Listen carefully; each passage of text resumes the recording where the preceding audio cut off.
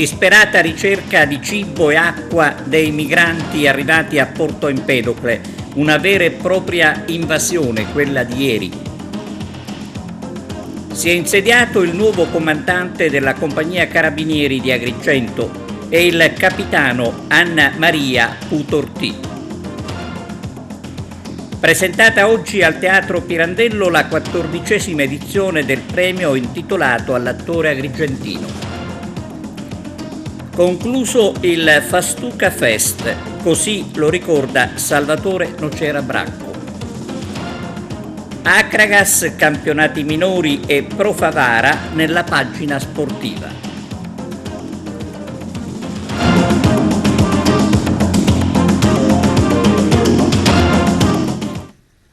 Benvenuti su TVA Notizie. A Porto Empedocle c'è stata una invasione di migranti alla ricerca disperata di cibo e acqua. Un dramma che sta vivendo la provincia di Agrigento da Lampedusa a Porto Empedocle, appunto. Il servizio di Arturo Cantella con le interviste.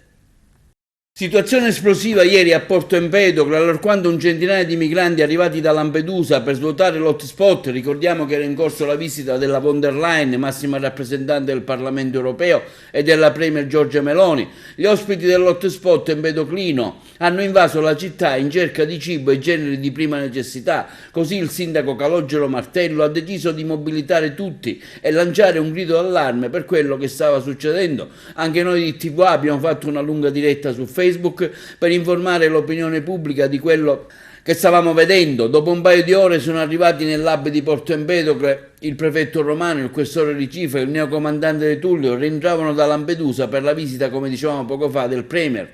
Il prefetto in particolare si è messo all'opera per cercare mezzi pubblici, bus, per trasportare i migranti in altre zone d'Italia, ma la situazione non si presentava facile, stando alle dichiarazioni dello stesso Romano. Della difficoltà di reperire i pullman, le volanti della polizia e dei carabinieri si sono immediatamente dati da fare per rintracciare i migranti che erano in giro per i quartieri della città di Porto Empedocle per farli rientrare nella tensostruttura. Presenti anche la Croce Rossa, le ambulanze del 118, la Protezione Civile, le varie associazioni di volontariato che facevano il possibile per dare un momento di conforto alle tante persone che, stremate e sotto il caldo cocente, cercavano un minimo di sostegno, cibo e acqua. Le ambulanze del 118 hanno immediatamente dato cura e portato in ospedale alcune donne migranti che non stavano bene, tra questi anche un poliziotto che si era lussato un braccio. Intanto, dopo allerta del prefetto, sono arrivati i primi pullman, 2 addirittura di Ascoli Piceno, uno era già pronto per il trasporto e già partito nel tardi pomeriggio. Intanto sentiamo il sindaco Martello che ha lanciato l'allarme affinché questa situazione possa in qualche modo non ripetersi nel futuro. Sindaco, una situazione esplosiva quella che lei sta denunciando oggi domenica alle 5 del pomeriggio qui a Porto Empedocle all'hotspot. Ha dovuto prendere anche persone in giro per il paese? Sì, torniamo da raccogliere quelli che siamo riusciti a raccogliere come i migranti che si sono distribuiti per la città. C'è stata un'invasione totale, perché come vedete queste sono le condizioni di un hotspot in un governo, in una città che si ritiene, e quindi un paese si ritiene civile. Queste sono le condizioni di accoglienza di circa 1.500-2.000 migranti che sotto il sole, senza mangiare, senza dormire, dovrebbero, secondo il governo nazionale, il governo europeo, stare tranquilli senza andare in giro da nessuna parte. Queste non sono condizioni umane, sono condizioni disumane. Oggi il governo Meloni doveva essere anche qui a Porto Empedocle, il secondo posto di attracco rispetto a Lampedusa, e quello che succede a Lampedusa si verifica tutti i giorni anche qui a Porto Empedocle. Siamo stanchi di non subire, ma di vedere che questa gente, che chi si occupa di trattare con questa gente, la Croce Rossa, le forze dell'ordine, non fanno altro che sacrificio tutto il giorno per poi vedere che cosa? Quello che state vedendo, una situazione che è materialmente insostenibile e invivibile. Non siamo più disposti ad accettare una situazione di questo tipo per l'incolumità sia di chi è là dentro, per i migranti, sia delle forze dell'ordine, sia per la cittadinanza, che comincia adesso ad avere veramente paura, perché non è possibile trovarsi per la città gruppi di immigrati che da giorni che non mangiano mangiano, non bevono e non dormono, e che pur essendo anche delle persone miti comunque si trovano in una situazione di grande disperazione. Non siamo più disposti ad accettare una situazione di questo tipo. Chiediamo quindi al prefetto, alle forze dell'ordine, al governo regionale e nazionale di mettere mano per una volta, mettendo fine a questa situazione. Si faccia in modo che quando si arriva a Lampedusa vadano direttamente nei centri di accoglienza e non vi sia questo stillicidio che avviene giorno per giorno, perché questa situazione di oggi è l'ennesima volta che determina situazioni di questo tipo ed è veramente diventata insopportabile. Temiamo, e lo dico con estrema chiarezza, che qualche giorno qualche disperato, perché si tratta di disperati, avete visto poc'anzi che una donna si è sentita male, l'hanno portata in braccio di urgenza perché non si può stare sotto il sole, senza bere, senza mangiare, giornate intere, in attesa di sapere quando e dove andare via. Quindi queste condizioni, che oggi sono estremamente esplosive, non possono continuare ad essere accettate e vogliamo ancora una volta, chiediamo al governo nazionale che venga anche qui a Porto Empedocle, perché non siamo più disposti ad accettare una situazione di questo tipo, altrimenti, visto che l'hanno fatta a Lampedusa, anche noi ci barricheremo le strade, non faremo più passare nessuno, fermo restando che continuiamo ad essere sempre terre d'accoglienza, però ci rendiamo conto che collaborazione da parte del governo non ce n'è. Un plauso va fatto alle forze dell'ordine, al prefetto, al questore e a tutti coloro che con 10-20 poliziotti dovrebbero controllare 2000 persone. È materialmente inaccettabile.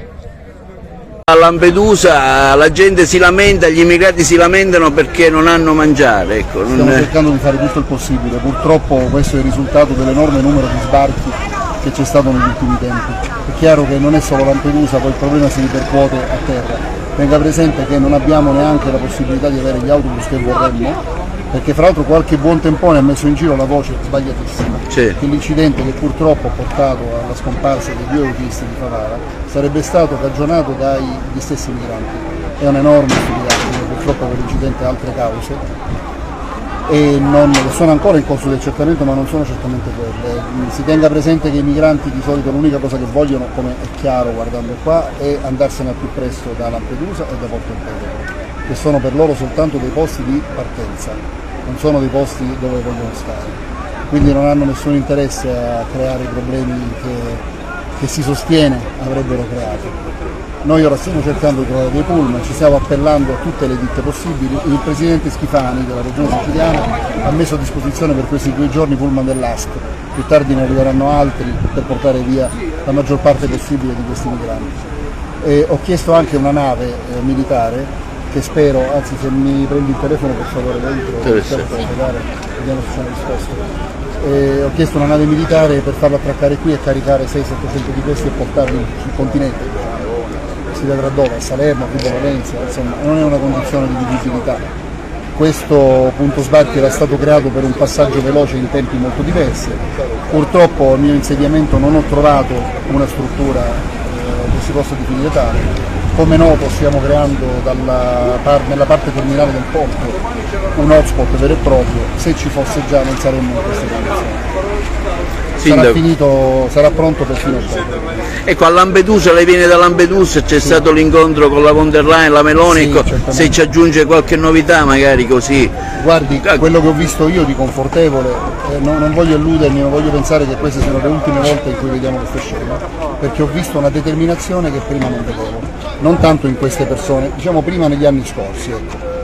Ho visto una determinazione assolutamente seria a risolvere il problema alla radice, perché è chiaro che non solo Lampedusa ma neanche Porto Empedocle può sostenere un ritmo di sbarchi come questo.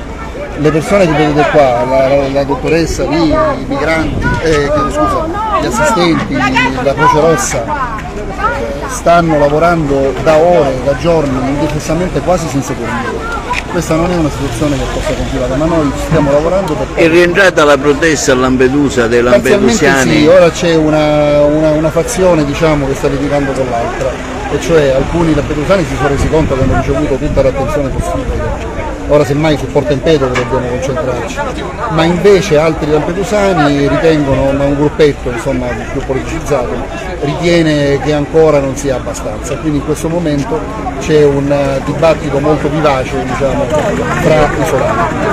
Ecco, lei viene da Lampedusa, a Lampedusa c'è stata una situazione pesantissima, come ci ha anche detto il prefetto.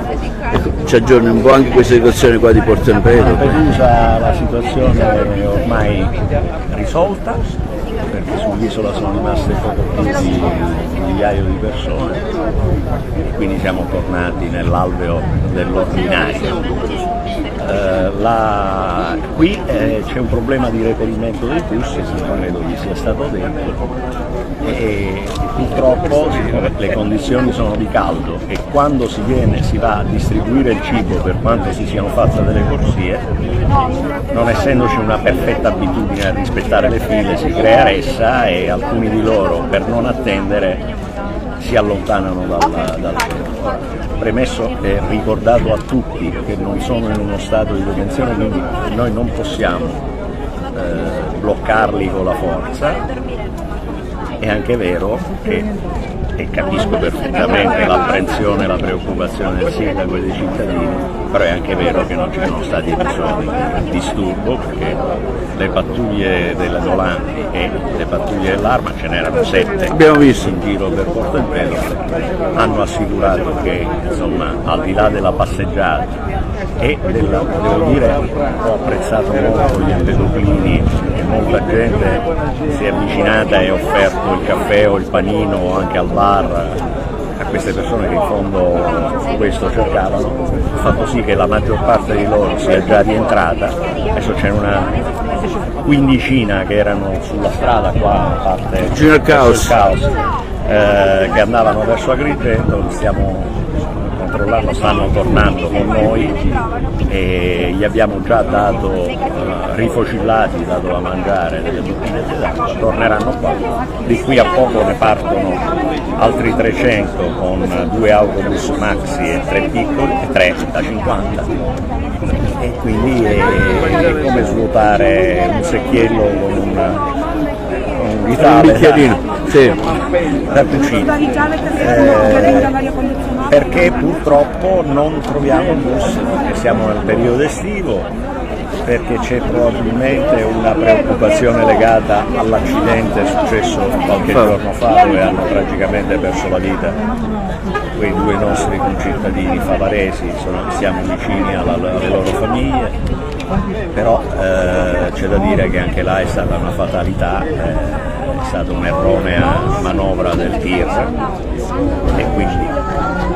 Ma è vero che c'è una preoccupazione, mi risulta questo, ora chiedo a lei, da parte di alcuni autisti che sarebbero minacciati dagli immigrati, addirittura c'è questa preoccupazione, ecco, lei smentisce? È una bugia totale. Perfetto. Se qualcuno viene e me lo dichiara io lo metto a verbale, ma non risulta.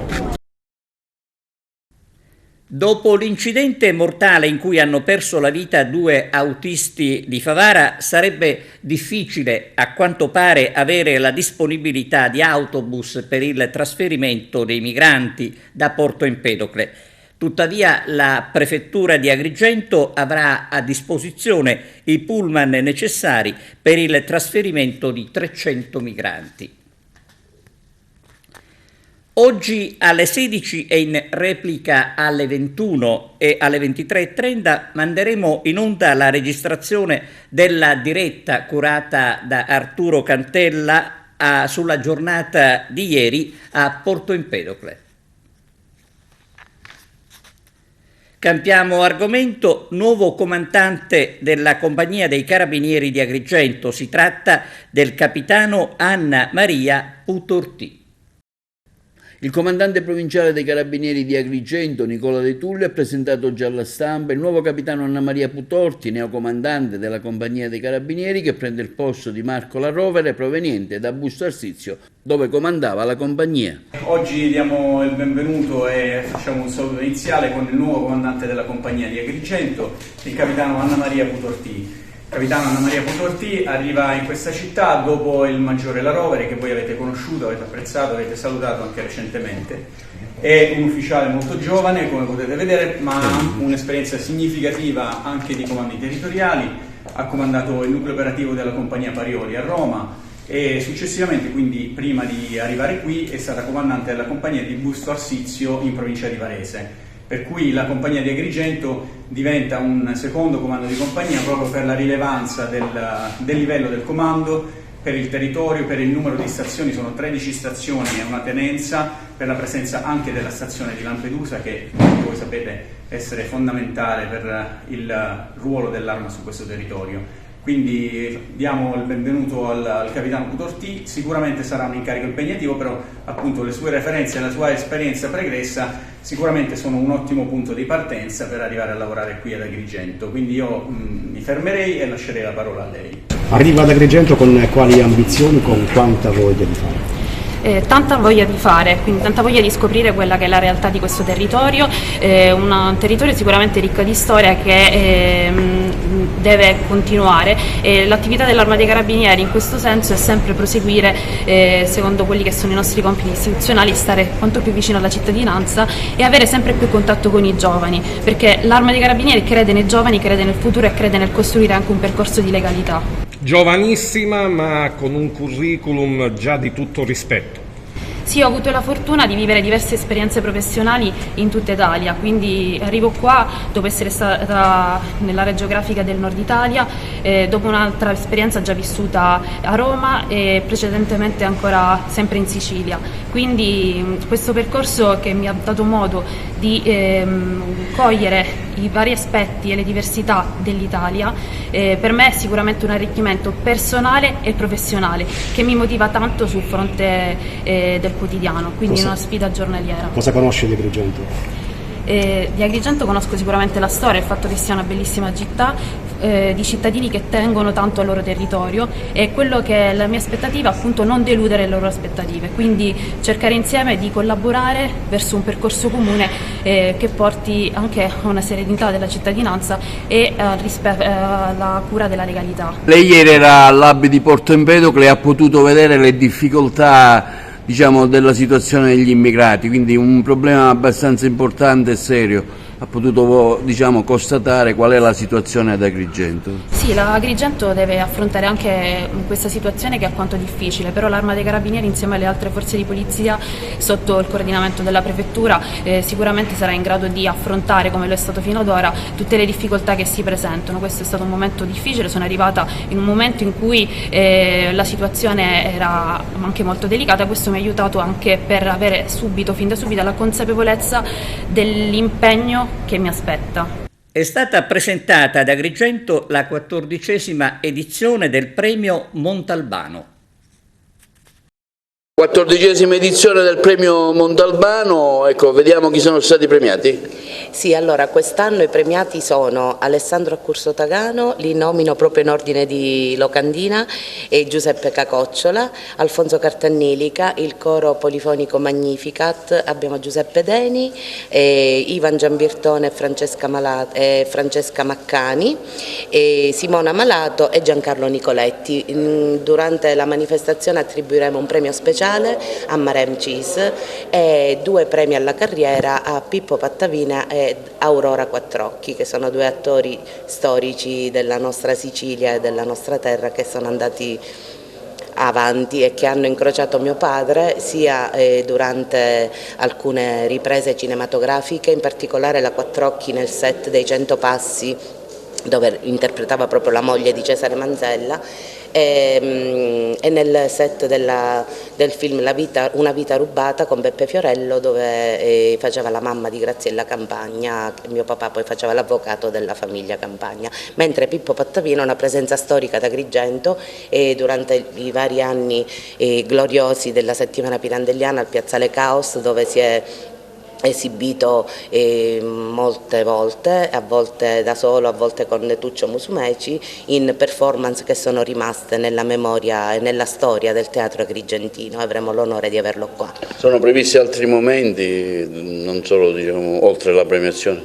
No, diciamo che la serata si svolgerà, i premiati saranno presenti e quindi ognuno di loro contribuirà in maniera personale con delle sorprese che ancora sveleremo la stessa sera. città. Un premio importante per non dimenticare la figura di tuo padre, insomma, attore agrigentino e non so. Sì, io amo parlare di Pippo Montalbano artista durante questa manifestazione, perché il ricordo di mio padre è una cosa che esula da questa manifestazione. Io mi sforzo di portare avanti la sua memoria a livello artistico, perché ritengo sia doveroso nei confronti di una persona, un uomo, un artista che tanto ha dato alla sua città. Quest'anno il premio si svolgerà al Piazzale Caos, un luogo molto caro a suo padre. Sì, quest'anno il premio torna al Piazzale Caos, c'era già stato nel 2020 causa pandemia, quando i teatri erano tutti chiusi, e quindi quell'anno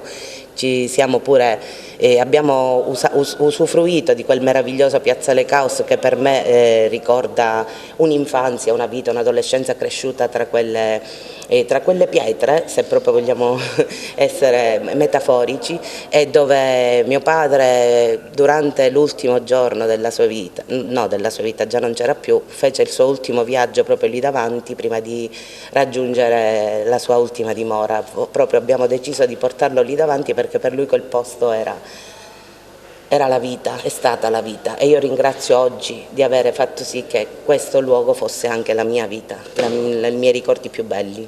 Appuntamento? Appuntamento sabato prossimo, 23 settembre alle 20:30 al Piazzale Caos alle 20:30, ingresso gratuito fino ad esaurimento dei posti, per ricordare insieme un artista e poter applaudire tanti altri artisti che meritano. Contenta di essere qua perché sono parte di questo premiato, di questa edizione, e ringrazio prima Agrigentini perché io sono agrigentino, perché posso dire 20 anni che vivo qua, i miei figli sono nati qua e mi sento proprio agrigentino. E una cosa che volevo dire è che si vede che alla Sicilia c'è la cultura, e anche qua ad Agrigento, perché anche ci sente anche le strade che c'è la cultura. E ringrazio tutti, e ringrazio la famiglia Montalbano e anche Caterina, sai, con le parole io non sono così tanto brava, e ringrazio anche il sindaco. Grazie a tutti.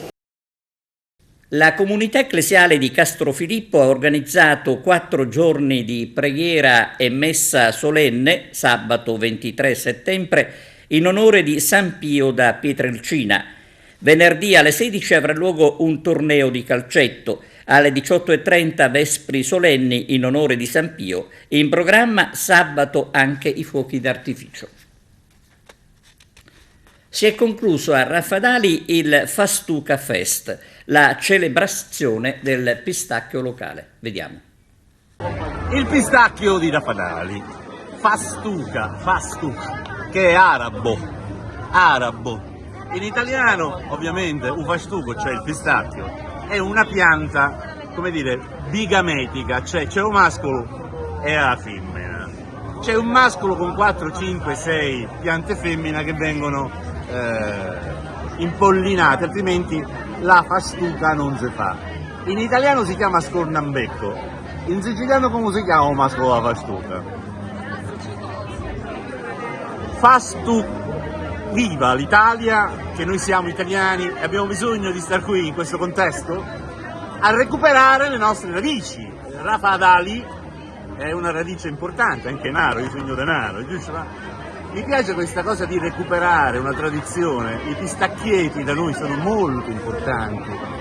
Se ne erano appropriati anche gli inglesi quando sbarcarono, tra virgolette, a Bronte, no? Però in realtà il pistacchio è una cultura che ci riguarda insieme al mandorlo. Sono felice di riscontrare a Raffadali questo momento che amplifica il valore del pistacchio. Tra l'altro il pistacchio siciliano si sposa bene con la mortatella emiliana, per esempio, questa cosa della mortatella, non c'è cosa più bella del panino con la mortatella, però se c'è il pistacchio la cosa è meglio, no? Quindi noi siamo qui in questo contesto a passeggiare in un luogo che ci permette non solo di apprezzare il pistacchio, i prodotti del pistacchio, la gastronomia, lo street food nel senso siciliano, ma anche di recuperare le nostre radici. E mi piace tanto questa cosa di recuperare le nostre radici, perché in questo momento è un'epoca che noi stiamo perdendo completamente l'identità, la comunità e la cultura di appartenenza. Credo che sia importante, senza per questo però rinchiudersi in una prigione che impedisce di riconoscere l'identità dell'altro. Ecco, un fastuco o a fastuca è un momento per aprirsi all'altro e per recuperare culture che noi abbiamo dentro, per esempio quella araba, pastuk araba, la fadali, cioè non so se vi suona questa cosa, e quindi aprirci al confronto, al reale confronto, al reale incontro con ciò che è diverso da noi. Inizieranno il 25 settembre a Palma di Montechiaro i lavori per il restauro del centro storico. Il sindaco parla di futuro migliore per Palma di Montechiaro. Carissimi concittadini, oggi affronteremo un altro capitolo della nostra lieta novella. In questo momento abbiamo in corso alcuni cantieri. Oggi ci soffermeremo su un cantiere che già dal giorno 18 inizierà le operazioni di incanteramento per avere poi l'inizio forte e concreto il 25 settembre di questo anno, quindi tra pochissimi giorni. Parliamo del completamento del nuovo centro storico. Ci eravamo lasciati ai piedi del monastero, in via Roma, prima di Largo Toselli. Da quel punto riprenderà l'opera di riqualificazione urbana e di restauro del nostro centro storico. Quindi avremo Piazza Matteotti come primo lotto funzionale di questi lavori, seguiranno poi Piazza Sant'Angelo, via Fiorentino, la riqualificazione di Piazza Mazzini e, in ultimo, per chiudere in bellezza, il rifacimento del ciottolato intorno alla nostra magnifica chiesa madre e la sistemazione di alcune viabilità attigui al nostro Duomo. È un'opera importantissima e per questa opera noi ringraziamo oggi Ministro Nello Musumeci, allora Presidente della Regione Siciliana, l'assessore Marco Falcone, all'epoca assessore alle infrastrutture, oggi assessore al bilancio, che hanno voluto questa importante opera. Ringraziamo altresì l'ex vicepresidente, oggi assessore all'energia Roberto Di Mauro, che insieme all'amministrazione ha seguito questo iter così importante. Corre l'obbligo altresì di ringraziare l'attuale presidente della regione siciliana Renato Schifani e l'attuale assessore alle infrastrutture Alessandro Aricò per aver continuato in quel solco di azione e di attenzione nei confronti dei territori che ha portato, come dicevamo poc'anzi, all'emissione del decreto di impegno delle somme nel maggio 2023. Mi auguro che, come sempre è avvenuto, insieme si possa festeggiare questi importanti traguardi, perché noi siamo onorati e orgogliosi di servire la nostra città. Il vostro sindaco, che vi vuol bene davvero, è sempre a vostra disposizione ed è convinto che insieme stiamo percorrendo il percorso giusto di rinascita di una città che era ai margini della vita politica, sociale e culturale della provincia e della regione e che oggi invece è modello di esempio da seguire. Ma il merito ovviamente non è ascrivibile al sottoscritto, ma è ascrivibile alla mia squadra, all'aiuto di Dio, all'affetto del nostro popolo, ma è ascrivibile a tutta la città di Parma. Io sono orgoglioso di essere il vostro sindaco e, come sempre, chiudiamo con quel grido che dobbiamo portare sempre nel nostro cuore, che è viva Palma di Montechiaro. Nel trapanese la mafia ancora presente, secondo la relazione della DIA. Nella relazione semestrale della DIA si evidenzia che nel periodo considerato le più importanti indagini concluse hanno compromesso gli equilibri criminali delle famiglie mafiose colpite, confermando così il ruolo apicale rivestito da Matteo Messina Denaro e reso sempre più difficoltosa la sua lunga latitanza. Al contempo sono risultate confermate le collaborazioni tra il mandamento di Castelvetrano e la famiglia mafiosa di Partinico, nonché documentati gli interessi della criminalità organizzata nei settori delle scommesse e delle aste giudiziarie. Parliamo del secondo semestre 2022. La DIA così evidenzia che Cosa Nostra del Trapanese, nel conservare la sua tradizionale struttura, continua a svolgere le sue attività criminali, soprattutto infiltrandosi nel tessuto economico legale grazie alla inquietante, riservata e putrida interlocuzione al di là della rilevanza penale fra esponenti mafiosi e amministratori locali, locali, come dichiarato dal procuratore generale della Repubblica presso la Corte d'Appello di Palermo alla inaugurazione dell'anno giudiziario in corso. Il connubio politico-mafioso in questo particolare territorio risulta spesso in grado di generare inquinamenti dell'attività amministrativa nella gestione della cosa pubblica. A riguardo, nel semestre in esame, rileva anche la sentenza della Corte d'Appello conseguente all'operazione Scrigno del 2019 che ha aggravato le condanne per associazione mafiosa e scambio elettorale politico-mafioso di alcuni uomini d'onore, riformando parzialmente la decisione di primo grado emessa nel novembre 2020. Sempre elevato rimane comunque l'interesse della mafia riguardo al traffico e allo spaccio di stupefacenti in tutta la provincia di Trapani, dove costituisce uno dei suoi principali business. Al riguardo, oltre all'operazione Speria, che ha documentato traffici illeciti di sostanze stupefacenti e di tabacchi lavorati esteri, la DIA cita anche l'operazione Sugar della Guardia di Finanza, conclusasi il 1 dicembre 2022 con l'esecuzione di una ordinanza a carico di 21 soggetti che avrebbero gestito 2 distinte piazze di spaccio attive a Mazzara del Vallo, nel quartiere popolare di Mazzara 2, attraverso una capillare rete di distribuzione in grado di perfezionare quotidianamente molteplici cessioni di sostanza stupefacente, diversificandone anche l'offerta, dal crack alla marijuana, all'hashish e alla cocaina. Un'altra attività investigativa che la DIA considera di rilievo è la Acheron, naturale prosecuzione dell'indagine Reset del 2019, conclusa nel dicembre 2022 dalla Polizia di Stato con l'arresto di ben 29 soggetti ritenuti responsabili di associazione per delinquere finalizzata al traffico di sostanze stupefacenti. In questo caso le investigazioni hanno ancora una volta documentato i rapporti di collaborazione tra gruppi di diversa matrice, nella circostanza tra consorterie siciliane e calabresi. In particolare è stata accertata la presenza di 2 distinti gruppi criminali, il primo con il compito di provvedere all'approvvigionamento della droga, ossia in Calabria, l'altro incaricato di gestire le piazze di spaccio trapanesi. Il 27 settembre 2022 in Calata Fimise Gesta, per esempio, la DIA ha sequestrato 3 immobili del valore complessivo di 400.000 euro a carico di un imprenditore alcamese legato però alla famiglia mafiosa di Vita.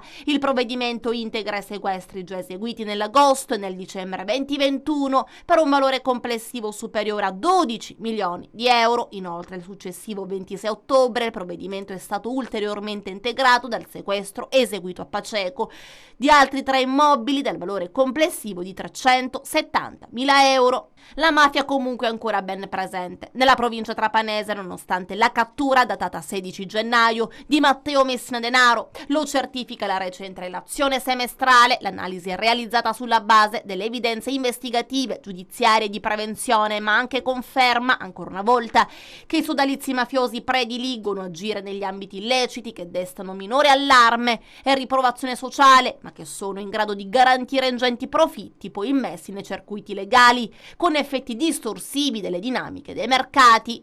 Sono trascorsi 31 anni dalle stragi di Capace e di Via D'Amelio. Prosegue ancora la relazione. Sono stati raggiunti risultati straordinari, come dimostra la cattura di Matteo Messina Denaro. Ma proprio la cattura di Matteo Messina Denaro dimostra che Cosa Nostra esiste ancora e, superata la frattura fra corleonesi e perdenti, prosegue nei suoi traffici attraverso la strategia della sommersione che ha consentito al latitante più ricercato dell'organizzazione di farsi curare in una clinica di Palermo per un lungo periodo, come negli anni 80, allorché le reti di protezione e l'omertà ben miscelate consentivano ad altri mafiosi latitanti di girare indisturbati per le vie della città. Linea alla regia per la pausa pubblicitaria, tra poco insieme.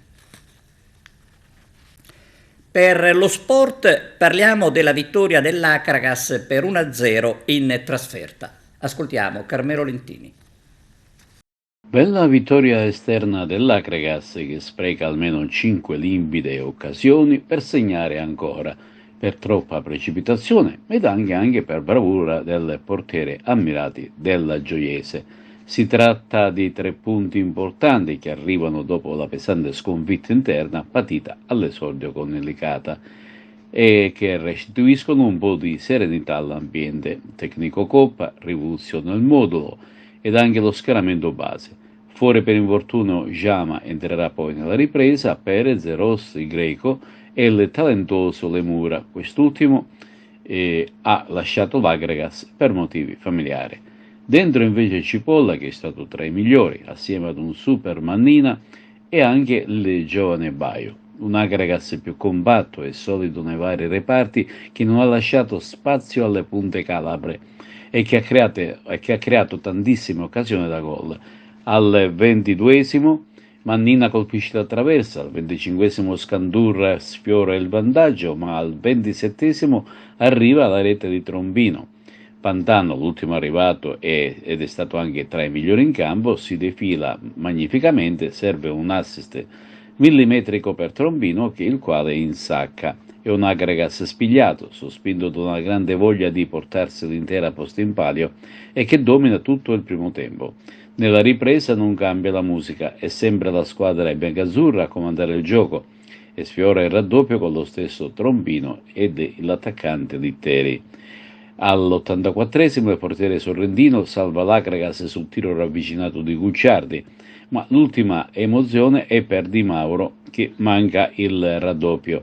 3 punti propedeutici in attesa della terza di campionato, che si giocherà all'Esseneto contro il Sant'Agato il prossimo mercoledì 20 settembre. Ed ora spazio alle interviste di fine gara.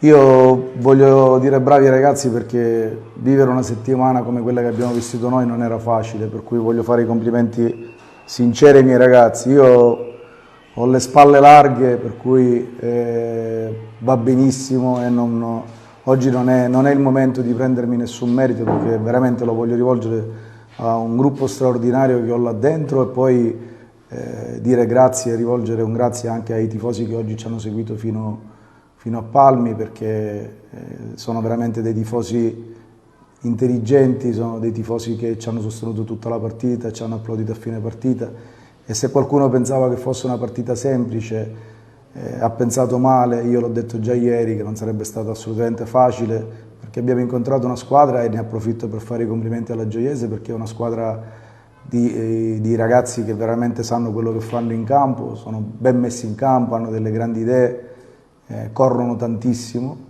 Dall'altra parte c'era una squadra invece che ha avuto grandi difficoltà anche in termini di rosa, perché io ho avuto grandissime difficoltà a mettere un 11 che fosse un 11 adeguato, perché abbiamo avuto molte defezioni, e nonostante questo poi durante i 90 minuti di oggi mi viene a mancare prima Ecceverria, mi viene a mancare poi anche Petrucci per infortunio, per cui già con i problemi che avevamo, perché siamo partiti senza Lemura, siamo partiti senza Giamo, poi si infortunia Ecceverria, poi Petrucci.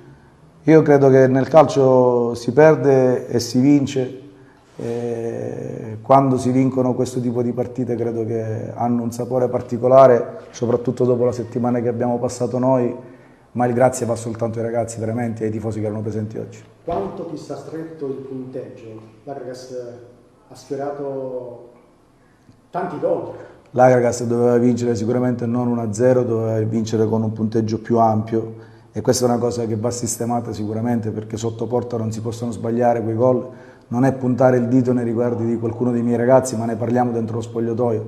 Noi non possiamo soltanto sistemare gli errori che vengono fatti in difesa da un punto di vista di reparto, da un punto di vista del singolo, ma dobbiamo sistemare anche quando i miei attaccanti sotto porta non fanno gol, perché altrimenti sarebbe troppo semplice parlare dei gol subiti e non dei gol fatti.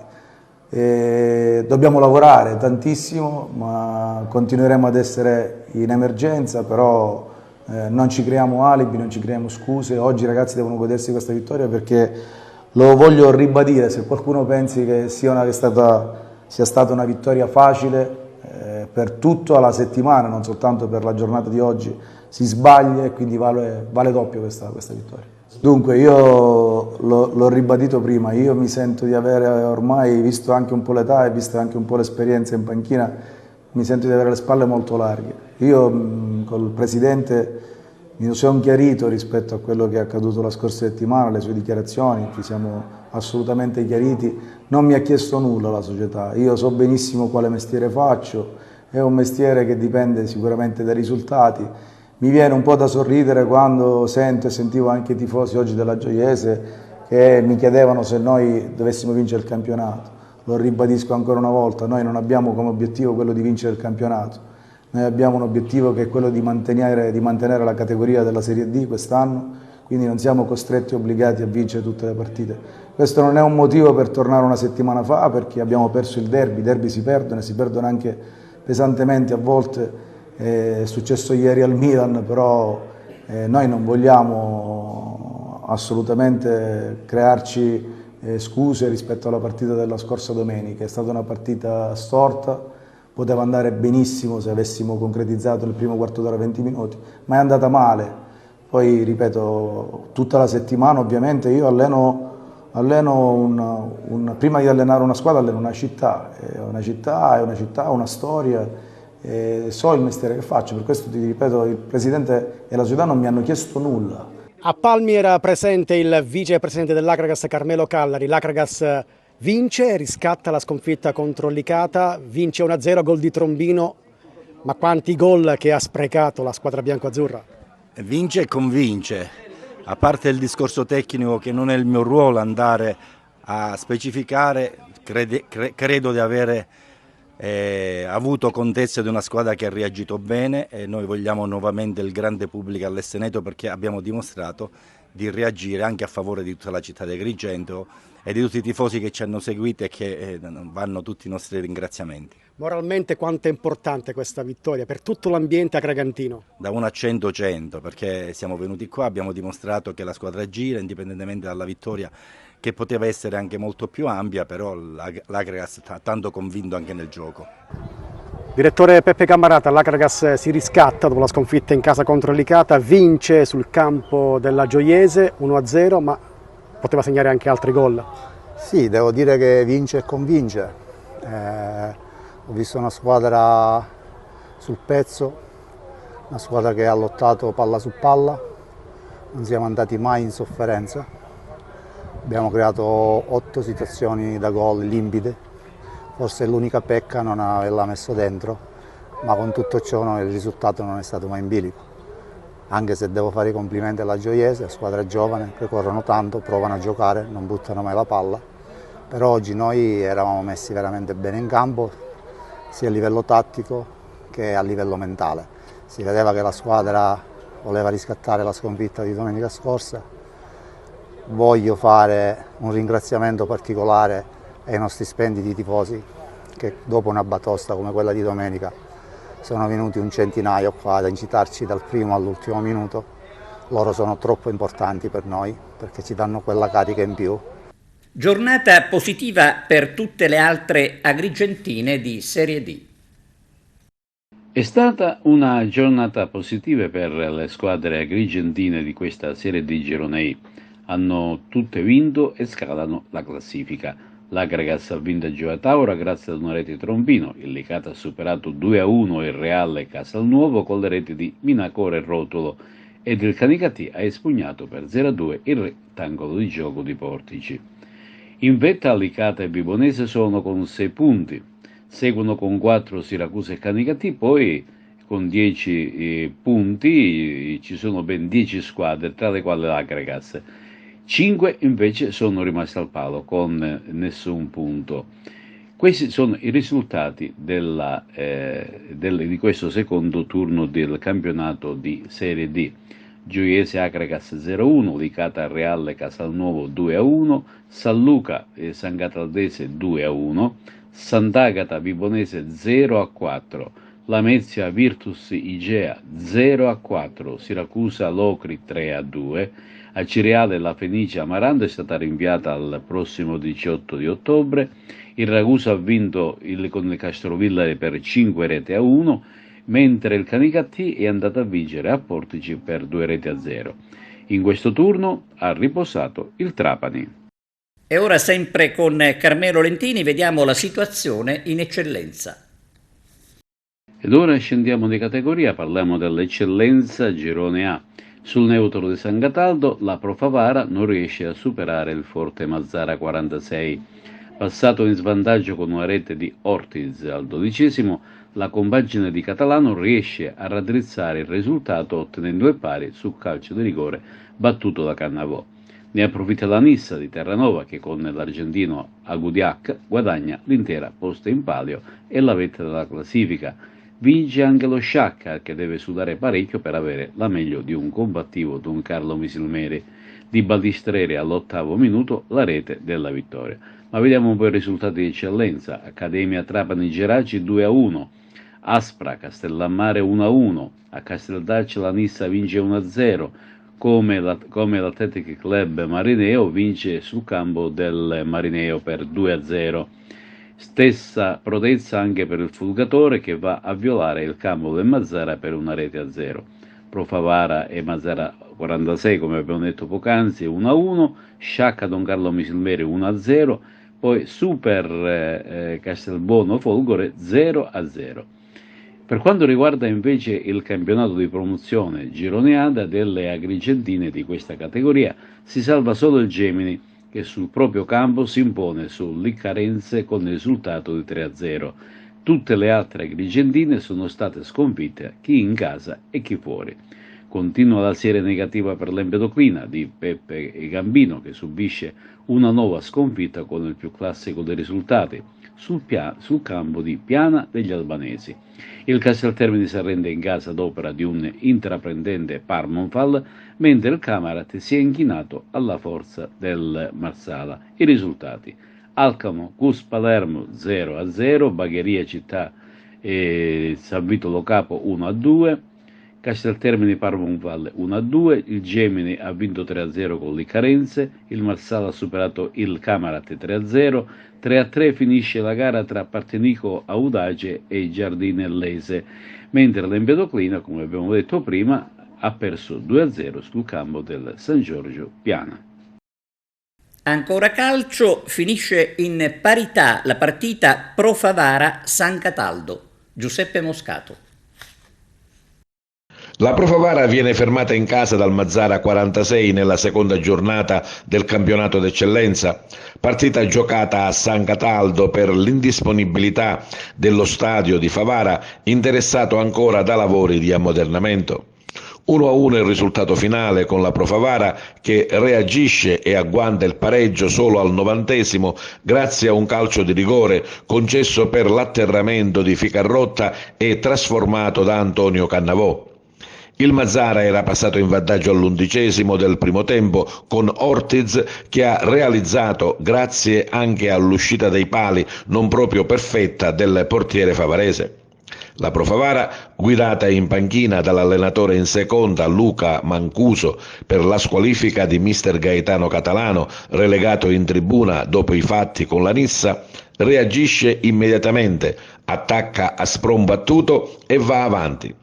Diverse le azioni di attacco con la Pro Favara che arriva sotto porta del Mazzara, ma nessuna si concretizza, sia per l'imprecisione degli attaccanti in zona gol che per le parate del portiere mazzarese. Palla che impatta anche all'incrocio dei pali e che impedisce il meritato pareggio alla Pro Favara che, come detto, arriva soltanto al 90° con un calcio di rigore. Diciamo che l'approccio non è stato dei migliori, abbiamo iniziato concedendo qualcosa all'inizio e quindi gli abbiamo concesso a loro i primi 10 minuti, non siamo riusciti a trovare le giuste distanze fra i reparti e abbiamo subito un po' la loro pressione. E purtroppo poi nell'unica occasione che hanno avuto loro su palla inattiva hanno trovato il gol e poi da lì noi siamo andati in crescendo, però dall'altro lato comunque avevamo una squadra organizzata, una squadra che sta bene in campo e quindi abbiamo avuto qualche difficoltà, ma fermo restando che comunque nel primo tempo abbiamo avuto la possibilità di fare, abbiamo avuto 3 palle gol limpidissime, abbiamo preso un incrocio dei pali, quindi la squadra sotto l'aspetto del gioco era viva, c'era e quindi abbiamo pagato i primi 10 minuti di stand-by, ecco, siamo rimasti nello spogliatoio per 10 minuti. Sicuramente la reazione c'è stata, abbiamo visto il gioco che è accelerato, però non si concretizzava, mancava l'ultimo passaggio. Sì, la sua disamina è perfetta. Siamo andati benissimo nel secondo tempo perché eravamo più reattivi, arrivavamo prima sulle seconde palle, li abbiamo chiusi nella loro metà campo anche perché loro si sono abbassati, hanno fatto un 5-4-1 un po' più chiusi e noi siamo stati veramente abbastanza penetranti fino a un certo punto. Poi purtroppo vuoi la sfortuna, vuoi l'imprecisione, vuoi anche un po' di tensione perché più passano i minuti e il gol non arriva, un po' ci si innervosisce e si perde quelle che sono le geometrie, quelli che sono l'ultimo passaggio che poi ti permette di andare in gol. Ecco. Forse perché le aspettative di questo Pro Favara sono tante e sono grandi? No, ma questo è un grande gruppo fatto di uomini veri, ragazzi che hanno veramente tanta personalità e sono uomini prima di essere calciatori. E la pressione non è un problema assolutissimamente perché sono ragazzi, noi ci lavoriamo durante la settimana e ci dimostrano di essere gruppo e infatti l'hanno dimostrato nel lottare fino all'ultimo, fino al 90esimo, a crederci fino a raggiungere poi il risultato. Abbiamo affrontato una squadra che si è difesa abbastanza bene, siamo stati poco cattivi sotto porta, più che altro.